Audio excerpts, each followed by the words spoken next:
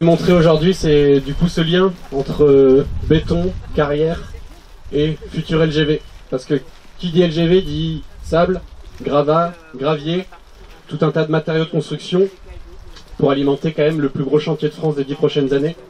On parle de 54 millions de mètres cubes, l'équivalent de 5 millions de camions de transport pendant toute la durée des chantiers.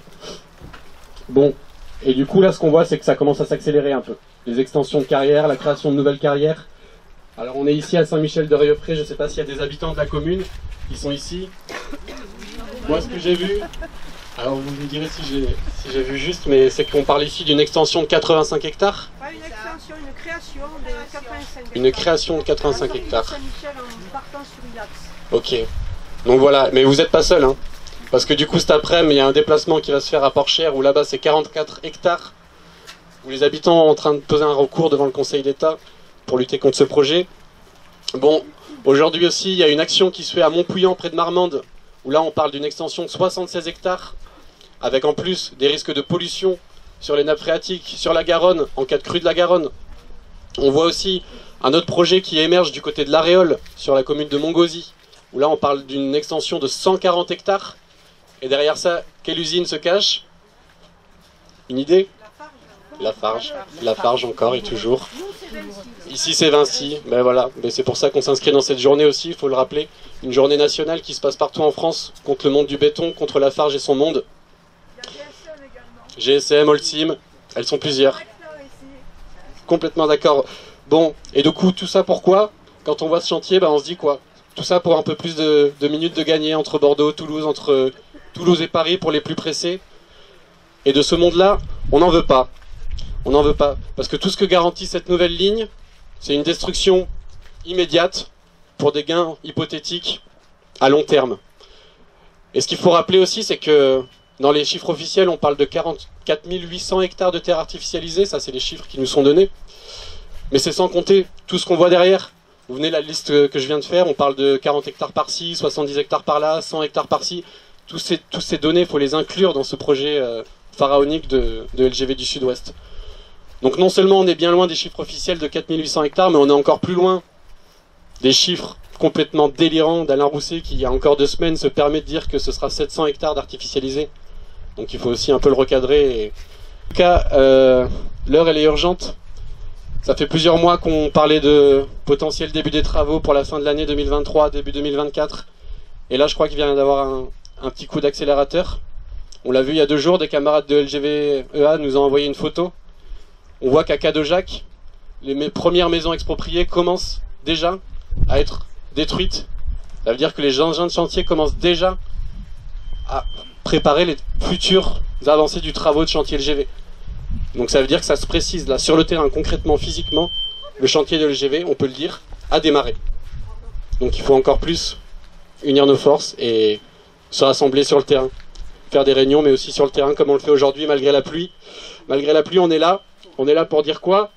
Béton, carrière, LGV mortifère. Béton, carrière, LGV mortifère. No passarai.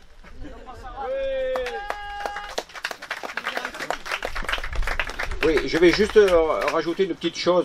J'ai trouvé ça sur le rapport du Conseil économique et social environnemental régional. Ça date du 28 février 2023 à propos justement de l'Europe. Ce que disent les textes européens, et ça il faut quand même le rappeler aussi, c'est que il convient déjà de rappeler que le réseau transeuropéen de transport, RTE-T, dans lequel s'inscrit GPSO, et au titre duquel les financements européens sont attendus, n'implique pas nécessairement la construction de lignes nouvelles. C'est bien écrit, hein. Son objectif est de structurer le développement des réseaux de transport en vue de constituer à l'échelle européenne un réseau efficace et multimodal. Dans cette perspective, d'autres pays européens ont ainsi privilégié la modernisation des infrastructures existantes. Ça aussi, il faudra quand même le dire et le répéter, parce qu'on croit que de toute façon, l'Europe va être couverte de LGV, quoi. Voilà, c'est simplement ce que j'ai trouvé il n'y a pas longtemps et que je voulais rappeler également. Moi, ce que j'ai retrouvé l'autre jour, c'est l'autorité environnementale. Vous savez qu'il y en a une qui est tombée là, début septembre pour les aménagements ferroviaires au nord de Toulouse. Celle de 2014, stipule plusieurs fois dans le dossier, la question est posée au chantier, comment allez-vous faire pour trouver ces matériaux? Ça revient plusieurs fois, la question est flagrante, c'est le plus gros chantier, comme disait Pierre, de BTP Trans des prochaines années au niveau infrastructure. Comment va-t-on trouver ces matériaux? Dans le département, c'est pas sûr. Les départements limitrophes, c'est pas sûr. Donc là, aujourd'hui, on a essayé d'avoir 3 actions, une à Bordeaux, une ici en Sud-Gironde et une à la limite de la Dordogne, rien que dans le département, mais les autres départements sont touchés. Le Lot-et-Garonne, on a pris contact avec un collectif qui s'appelle les Garonnais liquidés. On était à Montgauzy lundi, Lafarge va les voir toutes les 3 semaines. Le PLU, pour l'instant, empêche la création de cette carrière, gravière en l'occurrence, mais c'est très fragile. Et du coup, on a découvert le monde des gravières du Lot-et-Garonne. Il y en a une autre à Gaujac qui est immense avec des extensions de 150 hectares sur Marcellus. Et en fait, il y a plein de dossiers qui sont prêts, qui sont dans les tiroirs. Les autorités, les dérogations environnementales ont eu lieu. Les archéologues sont passés pour faire les fouilles préventives. Les dossiers sont prêts. Donc la seule chose qu'ils attendent, c'est le début des travaux. Donc l'idée de cette journée de mobilisation, c'était aussi de ne pas rester tout seul, commune avec les entreprises. Une fois c'est Lafarge, une fois c'est Vinci, une fois c'est GSM.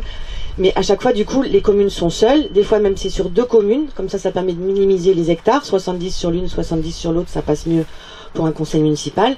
Bref, on essaye de nous désunir, et c'est vrai que le lien au départ, quand on les a rencontrés, les Garonnais, c'était liquidé, c'était pas forcément flagrant. Ils nous disaient, ben non, Lafarge nous a dit, sur cette carrière, il n'y a pas de ballast, donc pour une LGV, il n'y a pas de gros cailloux, ça marche pas.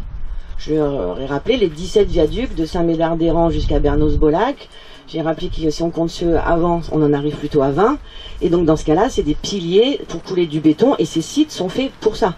C'est exponentiel, on n'a jamais eu des extensions aussi grosses. Avant, on augmentait de 30, 40, 50 hectares. Maintenant, quand on augmente, c'est directement 150 hectares. Donc voilà, l'idée de cette journée, c'était de se retrouver ensemble sur les carrières. C'est que le début. C'était longtemps que c'était un sujet qu'LGV-NINA, on voulait se rapprocher de ce territoire. Donc c'est que le début. Mais au moins, on a pris des contacts. Et on va essayer de faire une liste déjà sur le département de toutes les carrières existantes qu'il y avait, même il y a 30 ans, les espaces qui ont été artificialisés, ceux qui sont ouverts en ce moment, et ceux qui vont s'ouvrir.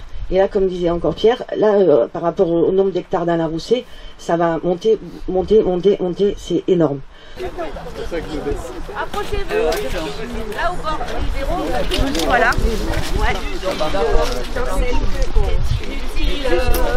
C'est écocide, la LGV s'est pliée, elles vont pas passer trop vite prochaine. À quoi ça sert? On veut des trains du quotidien. C'est inutile, cet écocide. Les LGV s'est plié, elles vont pas passer trop vite, trop cher. À quoi ça sert? On veut des trains du quotidien. C'est inutile, cet écocide. Les LGV s'est plié, elles vont pas passer trop vite, trop cher. À quoi ça sert? On veut des trains du quotidien. Béton carrière, LGV mortifère. Béton carrière, LGV mortifère. Béton carrière, LGV mortifère. Béton carrière, LGV mortifère. Béton carrière, LGV mortifère. On vous laissera pas faire le... C'est bon? Bruno, vous êtes bien? Merci. On va laisser la parole à Philippe. Cadeau Jacques et...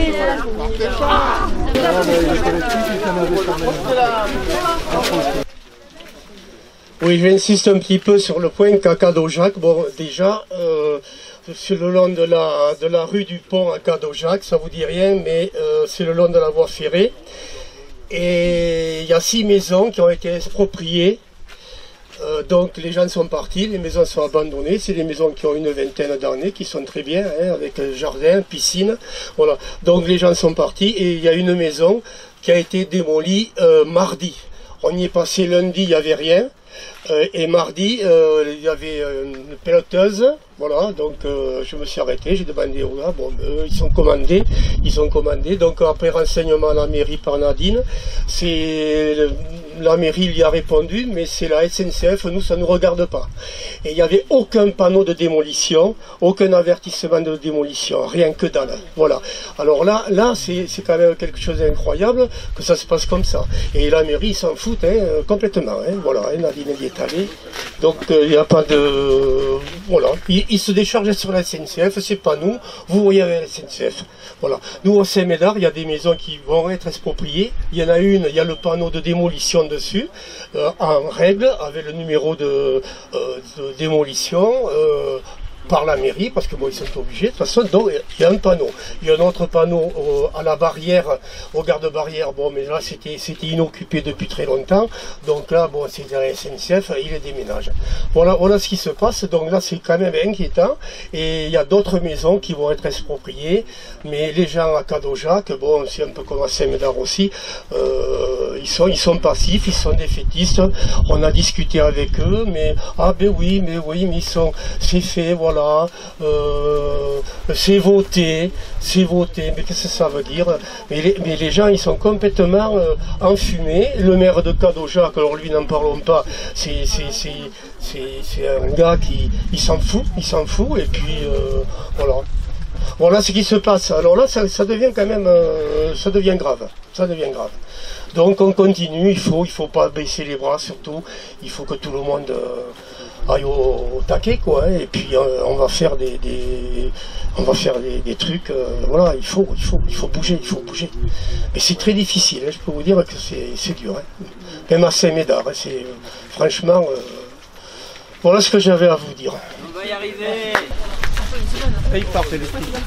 Allez. Oui, moi je voudrais dire aussi qu'on organise une réunion publique à l'Aréole, normalement le 10 février, date à confirmer, mais voilà, il faudrait qu'on soit nombreux aussi. Ouais.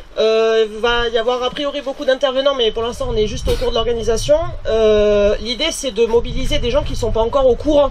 Donc on cherche aussi des bonnes idées pour faire des actions sur le marché de l'Aréole, dans la ville, des trucs rigolos qui donnent envie de se joindre à nous, parce que juste gueuler en général, on nous dit les écolos. Donc l'idée c'est de rameuter du monde, des gens qui ne sont pas au courant, leur expliquer qu'ils payent une taxe et que cette LGV on n'en veut pas et qu'on va se battre contre elle. Parce qu'effectivement, pas plus tard qu'hier, on me disait oui mais de toute façon ils vont la faire la LGV. Non, ils vont pas la faire.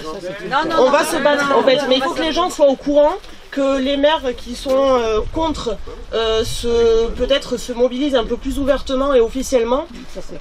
Il y en a quand même qui se battent déjà contre, donc il faudrait au moins qu'ils avertissent leurs usagers et qu'il y ait quelque chose d'officiel. Vraiment, il faut mobiliser les gens qui ne sont pas au courant, parce que beaucoup trop de gens ne sont pas au courant et ne se sentent pas concernés.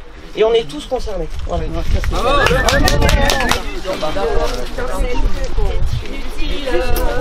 C'est possible. La LGV c'est plié, elles vont pas passer lundi prochain. À quoi ça sert? On veut des trains du quotidien.